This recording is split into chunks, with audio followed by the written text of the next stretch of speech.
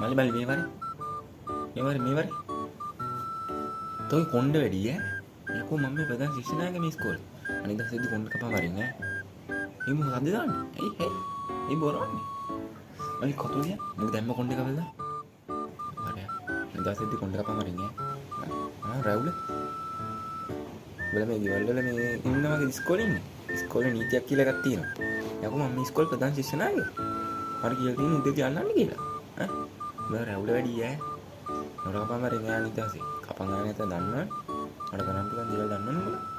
ඩඩඩු කොහෙද යන් ටයි එක නැද්ද ගෙදර ඉඳන් ටයි එක දාන්න වරේ මොතන ඉඳන් ටයි එක දාන්නේ යකෝ මෙන්න මේ වගේ පිළිවෙලම ටයි එක දාන්න වරේ මම බලන්න මං ඉන්නේ විදිය යකෝ මම මේ ඉස්කෝලේ ප්‍රධාන ශිෂ්‍යනායකයා මට අල්ලන්න පුළුවන් ඕන එකක් ටයි එක ගාලි පොලින් පලයන් හරියට හරි ඉස්සරහකට බෑක් එකේ දියා එතන පැනලා යන්න හදන්න පොලින් පලයන් යද්දි මොකද පැනලා මොනවද එහෙනම් කලින්ම ඉරයි ඈ බලන්න බට දොමලක් වගේ කරේ කලිසම හරියට ඔක්කොරම වරගන්න පස්සෙත් බලහන් කරුවයන් ලස්සන බලහන් ඒ වගේ ඵලයන්ක බම්බලයි